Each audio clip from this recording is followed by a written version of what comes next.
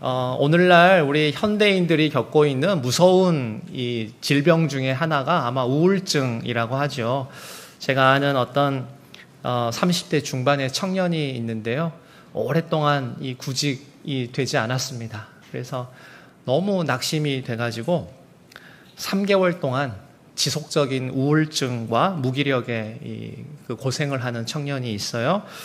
아침에 일어나는 것조차도 힘들다고 합니다. 그리고 이제 회사에 가서도 이제 회사에 이제 가야 되는데 못 가니까 거기서 오는 이 무력감이 하루 종일 이제 짓누르는 거죠. 그렇게 축구를 좋아하던 청년이 친구들을 만나는 것을 이제 회피하면서 홀로 지내는 시간도 길어지고 식욕 부진으로 6개월 동안 8kg이나 빠졌다고 합니다. 건강에 또 이상이 생기죠. 내가 무능해서 가족들한테 짐만 된다고 이렇게 자신감도 다 잃어버리고 그렇게 이제 우울증 때문에 고생하고 있는 그런 청년을 제가 알고 있습니다. 그러니까 오랜 기간 이 침체에서 벗어나기가 참 어려운 거예요. 그런가 하면 50대 젊은 이 전문직에 있는 여자 집사님을 제가 또 아는데요. 이분도 아주 극단적인 우울증과 조증이 이렇게 왔다 갔다 하시는 분이세요. 완전히 반대되는 이제 그 감정 아닙니까? 그래서 우울증에 사로잡혀 있을 때는 거의 2주간 방에서 나오지를 않고 죽고 싶다. 내가 왜 살아야 돼? 이러면서 굉장히 이렇게 우울해하다가도 조증이 이제 시작이 되면 3일 동안 잠도 안 자고 온라인 쇼핑에 또 이렇게 몰입하면서 이렇게 이제 왔다 갔다 하는 이 극단적인 감정의 이 경험을 하시는 분이에요. 그러니까 기분의 변화가 너무 이렇게 심하니까 가족 관계도 어렵고 대인 관계도 어려운 그런 분들이 사실은 우리 주변에 많이 있는 것 같습니다. 사실 극단적인 이런 케이스이기는 하지만 우리가 신앙생활을 하면서도 영적으로 또는 정서적으로 이게 많이 다운이 되고 침체될 때가 있는 것 같아요. 성경에도 보면 이 영적인 침체와 회복을 경험한 여러 이 사례들이 많이 성경에 나오잖아요. 대표적인 경우가 엘리야 선지자인 것 같습니다. 엘리야 선지자는 여러분 잘 아시는 것처럼 평범한 사람이 아니에요. 아주 영적인 거장입니다. 기도의 능력을 경험했던 사람이에요. 얼마나 대단한 사람이냐면 엘리야가 기도하니까 하늘에서 불이 떨어져가지고 제단을 불살른 그런 능력이 있는 사람인데 우리 중에 그렇게 할 수 있는 사람 아무도 없잖아요. 그러니까 엘리야는 보통 수준의 이 영성을 가진 대단한 영적 지도자입니다. 그래서 갈멜산에서 이 바알의 850명의 이 선지자와 홀로 싸워서 영적으로 승리한 대단한 사람 아닙니까? 그리고 엘리야가 기도하면 3년 반 동안이나 가뭄에 시달렸던 이 나라가 엘리야가 기도하니까 비가 내리기 시작할 정도로 굉장한 기도의 능력이 있는 사람이었습니다. 자, 그런데도 이런 엘리야도 무서운 영적인 침체가 찾아옵니다. 여러분 기억하시죠? 이세벨 이 왕비가 협박을 해요. 너 엘리야 너 가만두지 않겠어. 내가 너 죽여버리겠어. 이런 말 한마디에 그 영적인 거장이 무너집니다. 두려움에 사로잡혀서 침체에 빠지게 되죠. 여러분 우리가 잘 지내다가도 슬럼프에 빠지고 영적으로 이렇게 침체되는 것은 무슨 대단한 일을 만나서가 아니라 어쩌면 사소한 말 한마디 때문에 무너질 때가 있는 것 같습니다. 엘리야가 그랬어요. 그러니까 이세벨의 이 말 한마디, 이 협박 한마디 때문에 그렇게 강단 있던 엘리야가 완전히 이제 풀이 죽어버리고 기가 죽는 그런 경험을 하게 되죠. 한번 이렇게 우울증이 찾아오면 아마 경험해 보신 분들은 다 아시겠지만요.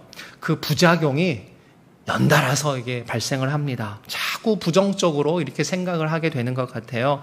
교회에서 누구 한 사람과 이렇게 관계가 조금 틀어지고 어렵게 되면 모든 성도가 나를 싫어하는 것 같아요. 아무도 나오고 인사하지 않는 것 같아요. 이게 자꾸 부정적인 생각을 갖게 되는 겁니다.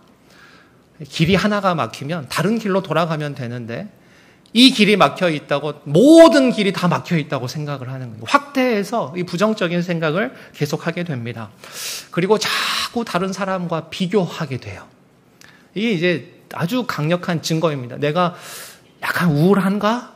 그거를 테스트할 수 있는 방법이 내가 요즘에 자꾸 비교하는가?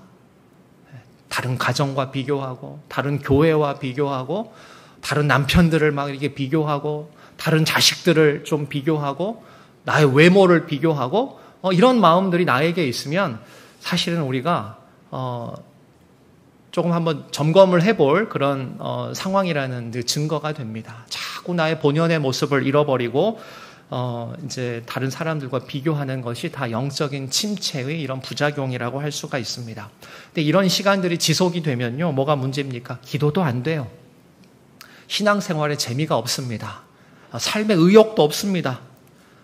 그러니까 어떻게든 벗어나야 될 텐데 정말 중요한 것은 이런 침체에서 벗어날 수 있는 길은, 이걸 극복할 수 있는 길은 내 안에는 없습니다.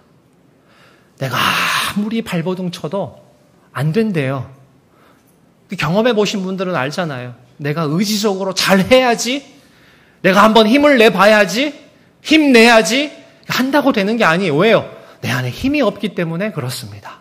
그럼 어떻게 하면 이런 침체와 이런 우울한 감정들을 떨쳐버릴 수 있을 것인가? 그것은 우리 안에 없는 힘, 밖으로부터 주어져야 되는 힘, 위로부터 부어져야 되는 힘이 있어야 된다는 것입니다.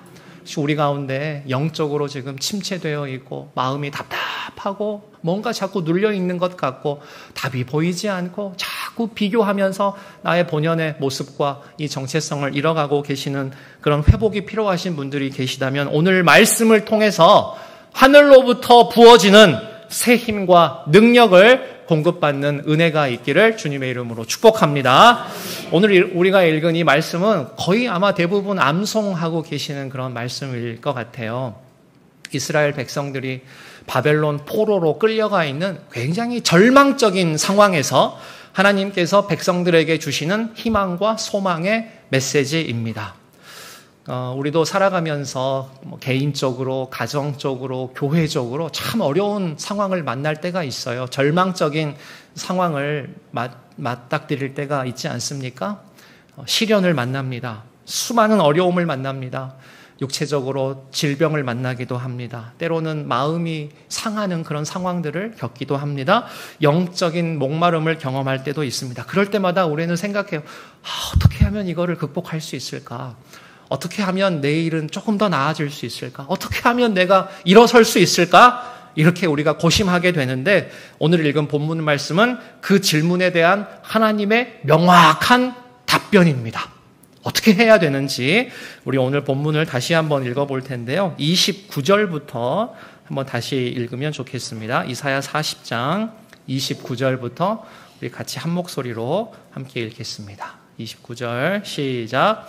피곤한 자에게는 능력을 주시며 무능한 자에게는 힘을 더하시나니 소년이라도 피곤하며 장정이라도 넘어지며 쓰러지되 오직 여호와를 앙망하는 자는 새 힘을 얻으리니 독수리가 날개치며 올라감 같을 것이요 다른 박질하여도 곤비하지 아니하겠고 걸어가도 피곤하지 아니하리로다. 아멘. 여러분, 여호와를 앙망하는 것입니다.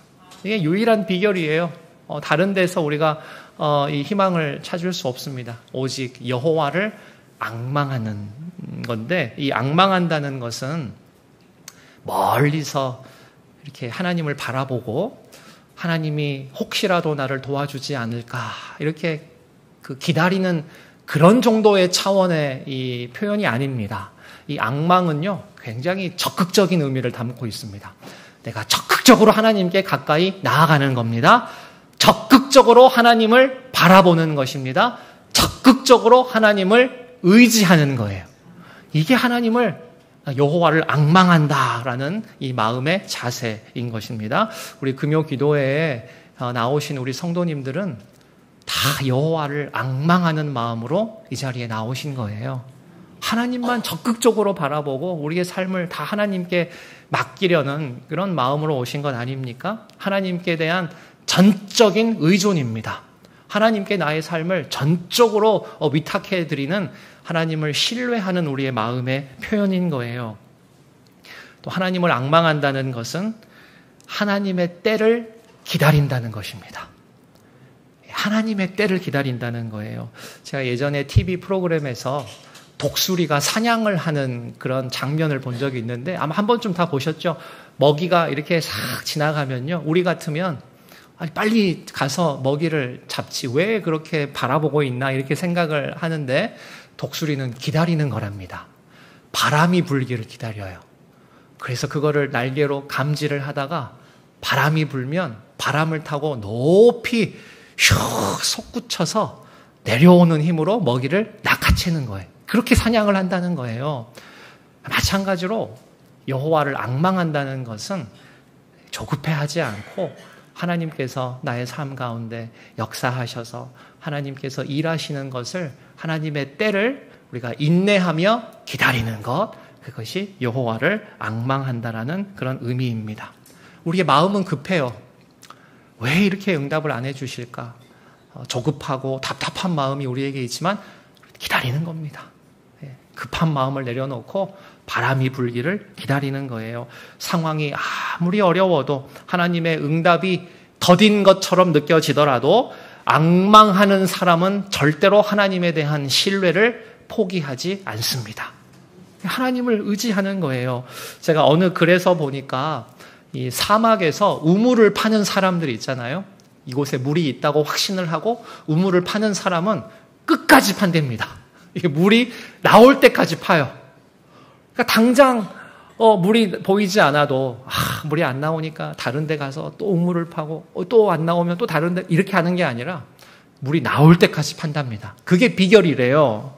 마찬가지로 하나님을 앙망하는 사람은 당장 하나님의 응답이 보이지 않고 당장 하나님이 역사하실 것 같지 않은 이런 절망적인 상황 가운데에서도 하나님의 신실하심을 믿고 신뢰하는 것입니다.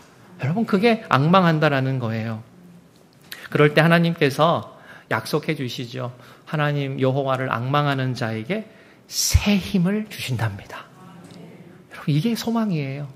이 새 힘은 우리가 힘이 빠졌을 때 건전지 충전하는 것처럼 우리의 힘을 조금 이렇게 보충해 주신다는 그런 의미가 아닙니다.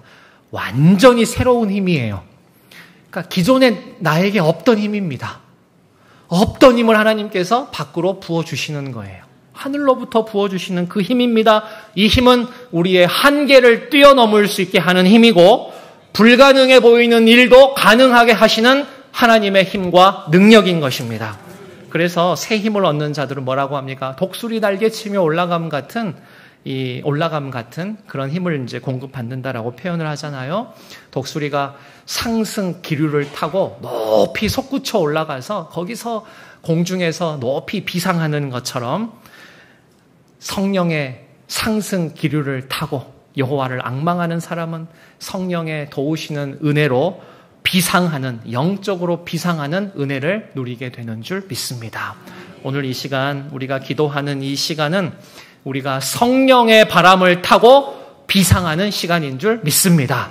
우리가 기도할 때 하나님 일하시기 때문에 그렇습니다. 그래서 여호와를 앙망하는 자에게는 새 힘을 주셔서 뭐라고 합니까? 다른 박질하여도 곤비하지 않고 걸어가도 피곤하지 않는다라는 겁니다.